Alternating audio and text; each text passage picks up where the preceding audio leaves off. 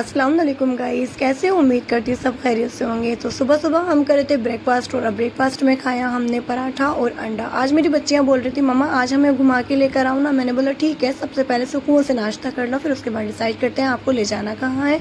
और फिर सारा घर का काम ख़त्म करने के बाद मैंने अपनी नमाज़ अदा करी जो बहुत ज़्यादा इंपॉर्टेंट है। और मैंने यहाँ पे इस्तग़फ़ार की तस्बीह पढ़ी। नमाज़ के बाद शूट करती हूँ, पहले भी वीडियो में बता चुकी हूँ। उसके बाद दुआएं की आप लोगों के लिए, अपने लिए भी अल्लाह पाक का बहुत सारा ढेरों शुक्र अदा किया। और फिर मेरा बेटा रेडी हो चुका था। जब ये रेडी होते हैं ना, सुन लेते हैं कि कहीं जाना है, फिर तो ये बहुत ज़्यादा मुझे तंग करते हैं और बस एक ही बात बोलते हैं मम्मा जल्दी आओ ना, लेट हो रहे हैं। उसके बाद मैंने अपनी विंडो बंद की क्योंकि विंडो बंद नहीं करूँगी तो बहुत सारी धूल मिट्टी आ जाती है घर पे और मुझे अपनी साफ़ सफाई का बहुत ज़्यादा ख्याल रहता है गाइस।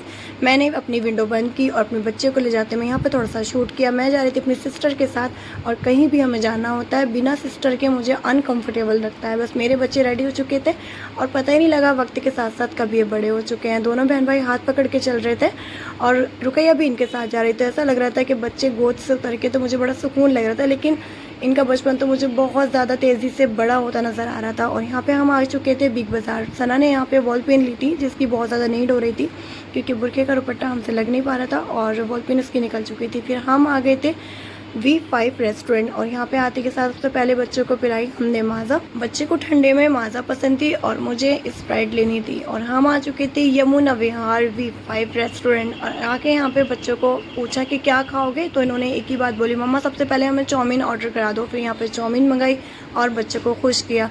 माशाल्लाह से सभी ने बैठ कर खाई, मैंने, मेरी बहन ने और मेरे बच्चों ने। और फिर उसके बाद भैया हमारे लिए डोसा भी ले आए थे जो कि हमने बोल दिया था बच्चों के लिए डोसा खाना तो बोल दो। उन्होंने बोला ठीक है मम्मा जो आप मंगाएंगी वो खा लेंगे, क्योंकि हमें तो चाउमीन की नीड थी, हमें तो आपने वो दे दिया जो हमें खाना था।